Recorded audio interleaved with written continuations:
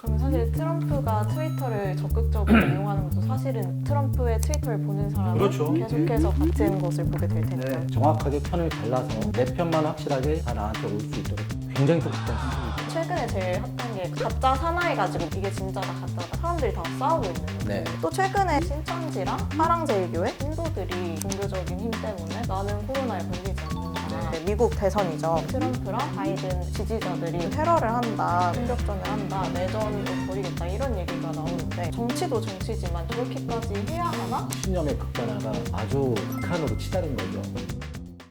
저는 되게 충격이었거든요. 네. 이번에 코로나를 겪으면서 이제 가장 크게 2번 증가했던 게 신천지랑 사랑제일교회 그때였어요. 그때 전 국민들이 되게 많이 고생을 했는데 그게 뭐 집회도 집회지만 사실은 그 신도들이 나는 코로나에 걸리지 않는다. 네. 종교적인 힘 때문에 걸리지 않을 것이다. 뭐 이런 얘기를 하면서 검사를 받지 않아서 확산 추세가 커졌었던 것 같아요. 그래서 이때 굉장히 충격을 받았거든요. 네. 종교랑 지금 전염병은 별개인데 왜 저런 생각을 할까? 또 최근에 좀 이슈가 되는 것들이 이제 미국 대선이죠. 네. 얼마 안 남았는데 The radical left. Will you shut up, man? Listen, who is on your 트럼프랑 바이든의 지지자들이 엄청나게 싸우고 있단 말이죠. 네, 뭐 네, 누구는 테러를 한다, 네. 총격전을 한다, 내전을 벌이겠다 이런 얘기가 나오는데 뭐 정치도 정치지만 저렇게까지 해야 하나 싶은 생각이 들기도 한단 말이죠. 사람들은 왜 이런 거에서 이렇게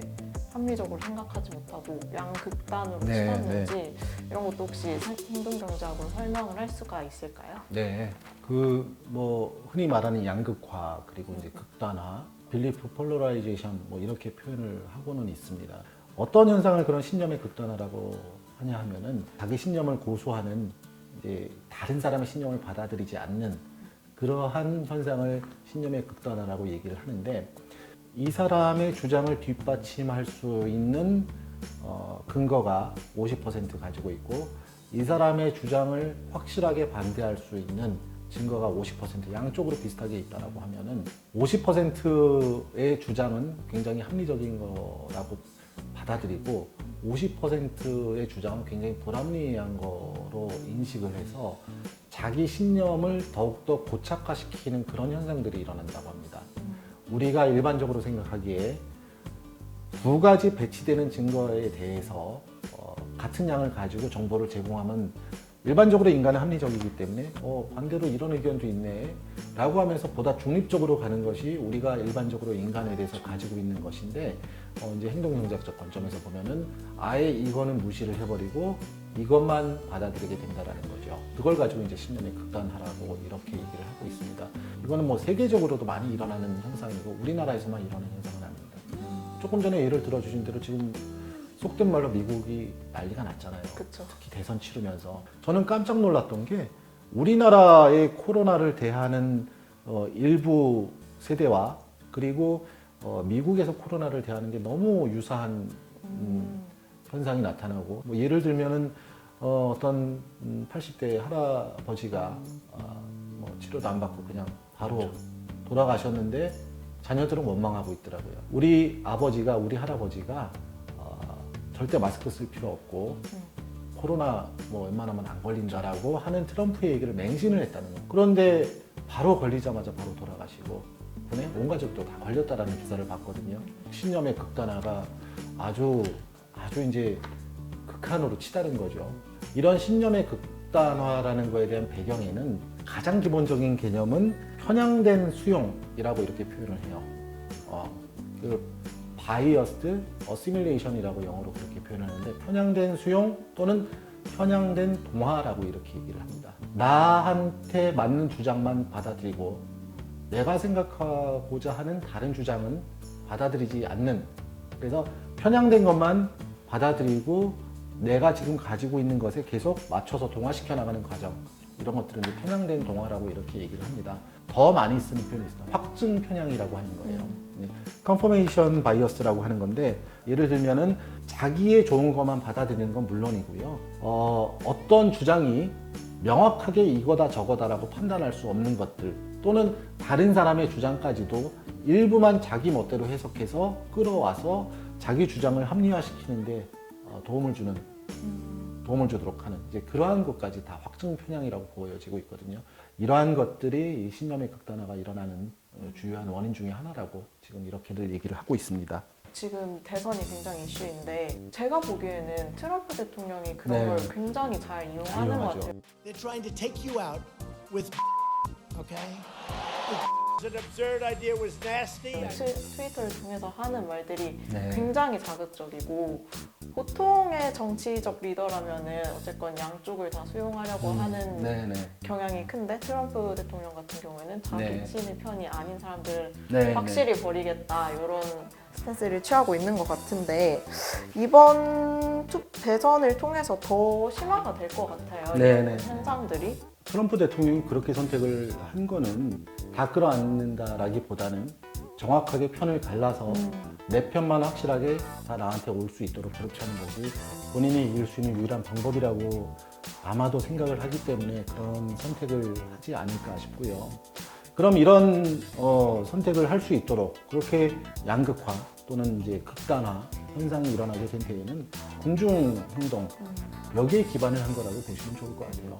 이 군중 행동이라고 하는 것들이 결국은 한 사람 혹은 소수의 인원이 했던 행동들에 대해서 군중들이 따라가는 이제 그러한 것들을 일컫는데 집단의 극단화 차원에서는 그 집단 내에 있는 나머지 무리들을 끌고 가기도 아마도 더 쉽겠죠. 같은 신념으로 뭉쳐있기 때문에. 그래서 이런 군중 행동에 관련한 여러 가지 것들을 트럼프가 이용하지 않는가 이렇게 생각을 하고요. 사실 그 이면에는 뭐 정보 캐스케이드라고 하는 것들이 또 여기도 역시 언급을 안 할 수가 없습니다. 처음 몇 사람의 의사 결정 토대가 된 정보가 그 내부에서 확산이 돼가지고 나머지 사람들도 이제 그 정보를 기반으로 의사 결정하고 행동하고 그리고 새로 들어오는 정보들은 또 재가공해서 그 사람들만에 맞게 또 이렇게 이론을 뒷받침할 수 있는 근거를 만들어주고 또 여기에 반하는 정보들은 차단을 해버리고 이런 정보의 캐스케이드 효과 같은 것들이 결국 이제 군중 행동을 가져오게 되는 이런 원인이 될 수 있을 거라고 저는 생각을 합니다. 추가적으로 여기에서는 조금 유명한 실험을 좀 말씀을 드리고 싶어요. 1950년에 솔로몬 애쉬 교수라는 분이 했던 실험이고 끈을 보여주고 이게 길고 하나는 짧은 게 있어요. 어떤 게 긴 것인가 어떤 게 짧은 것인가 100% 다 맞출 수밖에 없죠. 당연히 길고 짧은 너무 명확하니까는. 그런데 두 번째 실험을 해요. 뭐냐면 똑같은 사람들 대상으로 해서 7명 정도가 나타나서 이 길이보다 이 길이가 더 짧거나 같다라고 얘기를 해요. 어떤 것이 더 긴가 물어봤을 때 A가 훨씬 길었음에도 불구하고 B가 훨씬 더 길다라는 답변을 한 7명 정도가 합니다. 그런 다음에 똑같은 질문을 해요. 뭐가 좋냐고. 30%가 틀린 답을 얘기를 합니다. 명확하게 옳고 그름 또는 판단을 할 수 있는 근거가 있음에도 불구하고 앞에 사람이 제시하는 의견을 따라하는 이러한 것들이 아까 말씀드린 대로 군중 행동이라고 하는 것들을 보여주는 가장 대표적인 실험이 아닐까. 근데 얘기를 듣다 보면 네. 조금 의아한 것들이 갈수록 더 사회가 양극화되고 있는데 네네네. 근데 사실 최근에는 모바일 디바이스도 훨씬 더 보편화되고 그럼요, 네. 다양한 정보를 얻을 수 있는 통로가 훨씬 더 많아졌잖아요. 그렇죠. 요즘은 반대 의견도 들을 수 있는 창구가 굉장히 많단 말이에요. 그런데도 불구하고 사회가 점점 더 양극화되는 이유는 뭘까요? 인터넷의 장점을 너무 긍정적으로 바라봤던 것 같아요. 우리가 처음에 인터넷이 등장하고 많은 사람들이 공짜로 인터넷을 쓰면서 여러 가지 정보를 얻을 수가 됐지 않습니까? 예전에는 인터넷 때문에 이제 정보의 격차도 당연히 해소가 될 것이다. 이렇게 전망들을 많이 했죠. 근데 이렇게 인터넷을 쓰다 보니까는 이제 너무 많은 정보들이 쏟아지기 시작을 하는 겁니다. 그럼 이제 사람들이 점점 더 피로해지기 시작해요. 과연 어떠한 정보가 진짜 정보이고 나는 어떠한 정보를 택해야 될 것이고 그리고 이 정보 중에서 나에게 어떠한 정보가 가치 있는 정보라서 나는 이걸 활용할 수 있을지에 대해서 사람들이 너무너무 이제 고민을 많이 하게 되지 않습니까? 이 중에는 우리가 소위 말하는 이제 가짜 뉴스도 섞여 있을 수가 있을 것이고요. 1년간에 쏟아지는 정보의 양 자체가 수백 년 또는 수천 년의 정보의 합보다 훨씬 더 많다라는 세상이 왔는데 그럼 이 상황에서 IT 기업들은 또 고민을 하게 되죠. 우리가 해야 될 일은 무엇이냐. 그러면 사람들을 연결해 주는 것도 기본적인 것이고 또 이 중에서 정보를 가지고 너무 많은 정보가 있기 때문에 이런 정보를 소위 말하는 이제 큐레이팅이라고 해야 되나요? 잘 선별해 가지고 사람들이 원하는 개개인의 정보에 맞춰서 전달하게끔 하는 게 굉장히 중요한 차별점으로 생각을 하게 되지 않습니까?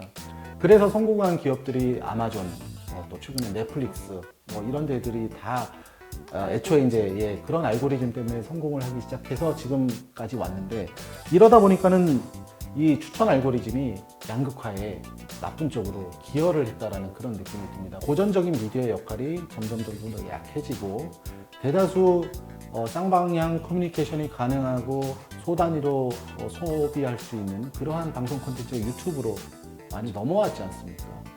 그런데 유튜브를 하시다 보면 역시 똑같은 현상이 일어나요. 좀 비슷한 것만 네. 추천해줘. 내가 봤던 거랑 유사한 콘텐츠만 계속해서 올라오고요, 메인에서. 같은 거를 봤던 다른 사람들이 본 영상들을 또 추천을 해줍니다. 예. 그러다 보니까는 IT 기술에 어떻게 보면 최첨단 기술 중에 하나인 이 추천 알고리즘을 응용한 그런 소프트웨어 기술들이 결국은 집단의 양극화를 가져오게 되는 또 하나의 또 폐해를 가져오게 되는 그런 역할들을 또 하게 된 것이라고 생각해요. 내가 예를 들어서 트럼프의 열성 지지자다라고 생각하면은 나는 유튜브를 통해서 트럼프의 연설을 보고 다음에 접속했을 때는 트럼프의 연설을 봤던 또 다른 사람들이 봤던 다른 콘텐츠들은 나는 봐야 되고 그러다 보면 우리 집단의 성격을 굉장히 강고하게 만들 수 있는 그러한 콘텐츠들만 소비를 하다 보니까는 결국은 더 양극화하는 데 오히려 나쁜 결과를 가져오지 않았나. 그러면 사실 트럼프가 트위터를 적극적으로 이용하는 것도 사실은 되게 똑똑한 선택이네요. 굉장히 똑똑한 생각이죠. 계속해서 트럼프의 트위터를 보는 사람은 그렇죠. 계속해서 같은 것을 보게 될 텐데. 네, 그렇죠? 맞습니다. 알고리즘이라는 것이 저희 사람들한테 되게 편리함만을 주는 줄 알았는데 네. 무의식 중에 제 사고가 알고리즘을 따라가고 있는 그런 현상일 수도 있겠네요. 네. 이거랑 관련해서 이제 지난 미국 대선 2016년 때 네. 페이스북에서 가짜 뉴스가 되게 말이 많았었잖아요. 네. 뭐 알면서도 묵살했다, 뭐 이런 식으로 하고 있는 거 했는데 그 페이스북에서도 어느 정도 시인을 했었던 걸로 알고 네, 있는데 맞습니다. 네, 그래서 저도 그냥 쉬는 시간에 뭐 요즘 무슨 일이 있나 이렇게 네. 잠시 SNS를 들어갔다가 사람들이 다 싸우고 있는 거예요. 네. 요즘에 최근에 제일 핫한 게 가짜 사나이 가지고 많이 싸우고 있더라고요. 네. 뭐 이게 진짜다 가짜다 이런 식으로 피로해지는 때가 많은데 그럼 SNS는 어떻게 하는 게 좋을까요? SNS 관련해서는 그렇지 않아도 미국 중심으로 해서 굉장히 여러 연구가 지금 행해지고 있습니다. SNS가 어떻게 편향을 가져오는지 2013년 논문을 제가 하나 좀 소개를 해드릴 수가 있을 것 같습니다. 그 논문 제목은 소셜 인플루언스 바이어스 그래가지고 이제 사회적 영향이 어떻게 편향되는지에 대해서 연구를 한 결과인데요. 소위 말하면은 우리가 흔히 생각하는 뭐 음식점 평가 사이트, 무슨 쇼핑 평가 사이트, 여러 평가 사이트가 많잖아요. 그 평가 사이트를 대상으로 실험을 했던 결과입니다. 최초의 글이 긍정적인 평점이 달릴 경우는 통계학적으로 그 이후에 달린 긍정적인 평점 가능성을 32% 증가를 시킨다라는 얘기가 나왔어요. 최종적으로는 평점 그레이드 자체를 25% 높인다라는 얘기를 했었습니다. 또 하나 뭐 이러한 평점을 매길 시 댓글이 달린 주제하고 나하고 좀 관계가 있다라고 하면은 그거에 따라서 긍정이나 부정이라도 갈리기도 하고요. 첫 번째 댓글을 단 사람이 특히 나하고 관계가 있는 사람이다 라고 하면 그 사람 의견을 그대로 거의 쫓아가는 그러한 것들을 이 연구에서 확인할 수가 있었습니다. 이게 긍정적이든 부정적이든 아까 말씀드린 이제 군중 심리, 군중 행동 자체가 이 SNS나 온라인에서는 적나라하게 드러나고 있는 거죠. 그래서 계속 말씀을 해주셨던 뭐 페이스북하고 트위터 같은 경우가 이런 현상을 더 잘 반영한다라고 미국에서는 이미 여러 연구들이 행해지고 있습니다. 그렇게 온라인을 통해서 정보가 자기들끼리 공유하고 집단화되고 이런 걸 가지고 또 나타내는 말들이 있습니다. 반향실. 쉽게 말하면은 욕이랑은 조금 다를 수가 있을 것 같은데요. 그 가수들 노래하는 녹음실 같은 거라고 생각하시면 좋을 것 같아요. 다 소리가 다 차단되어 있고 그 방 안에 그 방 안에 나와 같은 생각을 가진 사람들이 모여 있다라고 우리는 상상을 하면 됩니다. 외부에서 이쪽으로 들어오는 정보도 차단이 되어 있고요. 이쪽에서 또 외부로 나가는 것도 차단이 되어 있습니다. 이때도 이 내에서도 이제 군중 심리가 또 작용을 해서 한 사람이 과격한 얘기를 하게 되면 자기는 거기보다 조금 더 과격한 얘기를 더 얹게 되고, 그러다 보니까는 뭐 여기에 대해서 이제 뉴스 미디어가 전하는 정보를 사람들이 모여서 기존에 자기들만의 닫힌 세계 내에서 공유하고 확증시킨다. 이런 거를 반영실 효과라고 한다. 이렇게 정의를 합니다. 아까 말씀드린 유튜브도 그렇고요. 그리고 페이스북, 트위터도 열려있긴 하지만은 이런 반영실 효과가 나타나가지고 나와 뜻을 같이 하는 페이스북, 나와 뜻을 같이 하는 댓글들끼리 모여서 서로 간에 정보를 공유하게 되고 신념의 극단화로 진전되는 그런 현상들이 나타나게 되는 거죠.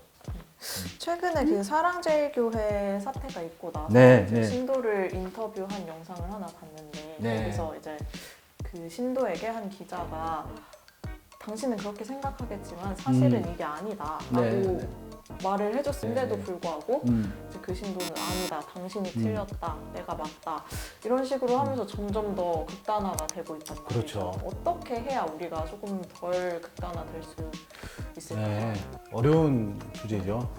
근데 이게 사실은 우리나라 문제뿐만이 아니고 세계적인 문제이잖아요. 그리고 또 더욱더 문제가 되는 것들은 정치인들은 이거를 해결하려고 노력해도 시원찮을 판에 이용을 하잖아요. 예, 그 대표적인 얘기가 트럼프고 우리나라에도 누군가 있겠죠. 예, 결국은 정책적으로 해결을 하기가 되게 힘든 구조고요. 지금 보시다시피 우리가 정치적인 신념이나 종교적인 신념은 지금처럼 양극화 현상이 이렇게 벌어지기 전에도 그 신념에 몰두하게 되고 그 신념을 정말 철저하게 믿게 되면은 거기서 벗어나기는 너무 힘들잖아요. 그래서 이 문제를 해결하는 것들은 사실 굉장히 어려운 문제입니다.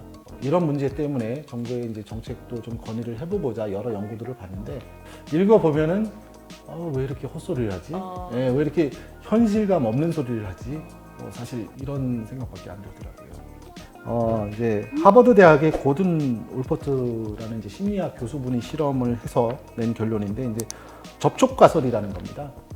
어떻게 보면 굉장히 뻔한 얘기인데 이 집단에 있는 친구들을 다른 집단하고 적절하게 섞게끔 강제를 시켰을 경우에는 확실하게 극단화가 없어진다라는 얘기를 합니다. 섞어야 한다. 네네.